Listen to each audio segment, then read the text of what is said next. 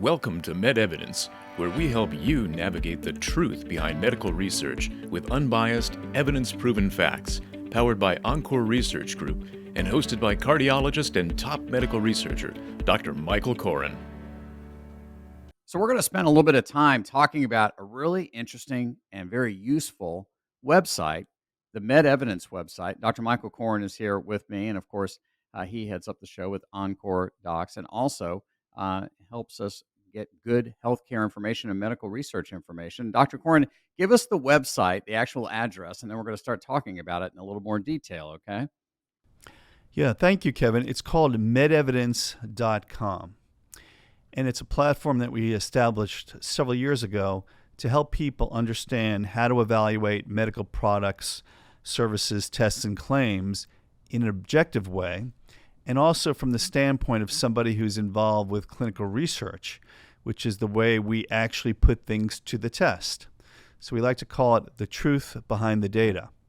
And I'm happy to explore that with you because there are actually some principles that one should use to understand health claims as well as possible, and then ultimately make good decisions for you and your family. Yeah, Dr. Koren, obviously there's just a flurry of healthcare information that comes flying at us. It seems like every day there's a little snippet either in the news or on our Facebook feed that says that here's the latest research on Alzheimer's or the effectiveness of statins or whether or not the COVID vaccine latest variation works. How do we use MedEvidence to help us make better sense of all this healthcare information that kind of blows at us out of a fire hose? Yeah, and keep in mind that when you Google something, you're going to get information back that's based on somebody trying to sell you something. And that's fine. I have no objection to capitalism. I'm a capitalist. I think you are too as Yeah. well, Kevin. But ultimately, people need to get to the truth. And how do you do that? So again, our bias is only that we believe in evidence-based medicine. We believe that medical claims should be backed up by some scientific information, and we are part of the process for generating that scientific information. So that's what I do day to day. So when I think about how to advise patients and family members and friends, it comes down to understanding certain elements that will help you think through these things in a much better way. And I like to say that there are three big categories. One, understand how to look at risks versus benefits. Two, understand who you are and how that's relevant to medical decision making.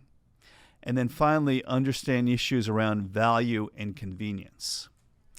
And then the fourth thing is that once you've gone through those three major elements of decision making, then you have to know what dose to pick, and the devil is in the details. So we'll get to that, and we're going to break down each one. So let's start with the concept of risk versus benefit. So, Kevin, what do people usually ask me when they come to my office?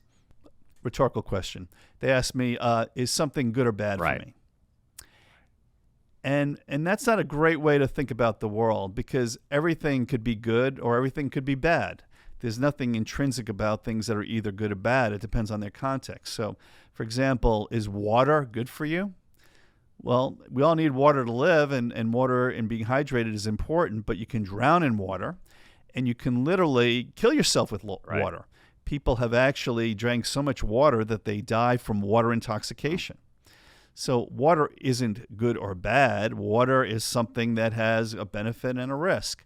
And depending upon what your question is, what your circumstances are, you can assess that risk versus benefit. Obviously, in the doses that we usually use for water, the risk is extremely low, but it doesn't mean it's zero. And actually, when you get into management of disease, the amount of fluid in one's body becomes very, very important in terms of how well they'll live their lives.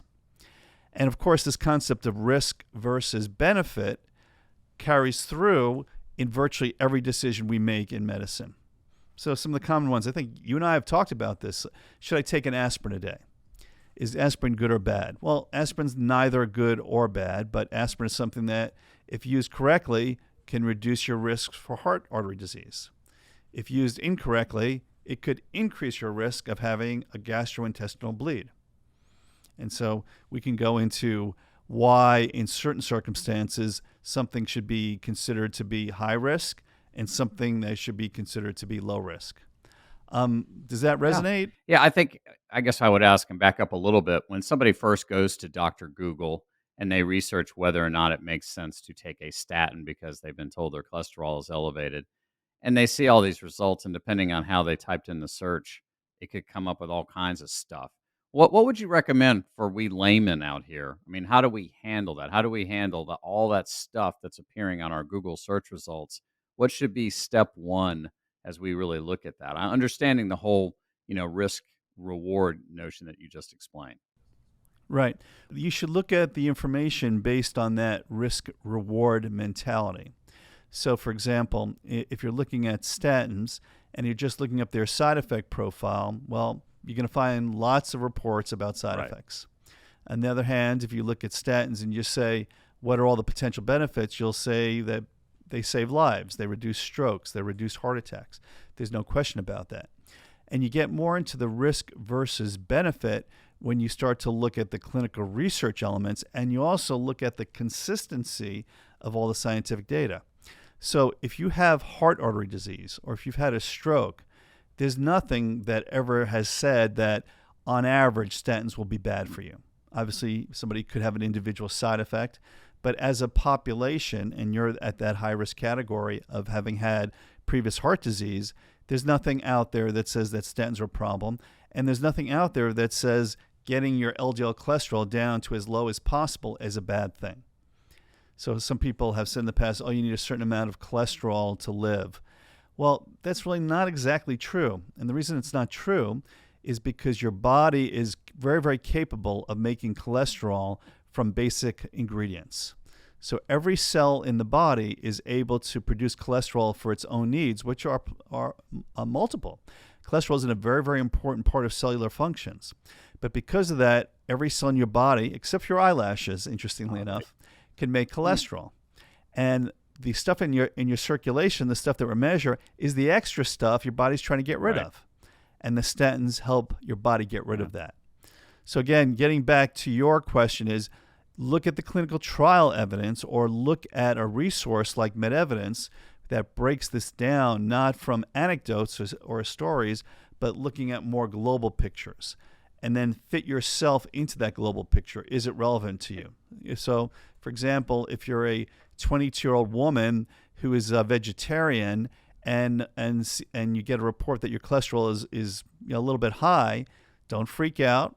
Chances are that may be good cholesterol, quote unquote, meaning that the cholesterol your body's trying to get rid of is in a favorable package called HDL. And that person shouldn't be on a statin, number one, because they probably don't need it. And number two, statins can cause birth defects. So if you're a 20-year-old woman and you may get pregnant or you may want a baby, you don't want to be on a statin.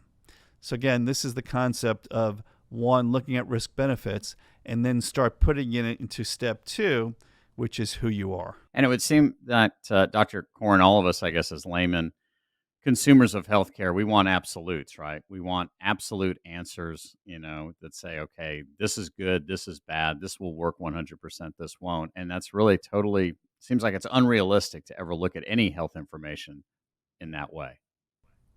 You're absolutely right, Kevin, is that if you look at anything absolutely, you'll be absolutely wrong. So with that concept, let's take a break. And in our next session, let's talk more about who you are and why that's so important. Thanks for joining the MedEvidence podcast. To learn more, head over to medevidence.com or subscribe to our podcast on your favorite podcast platform.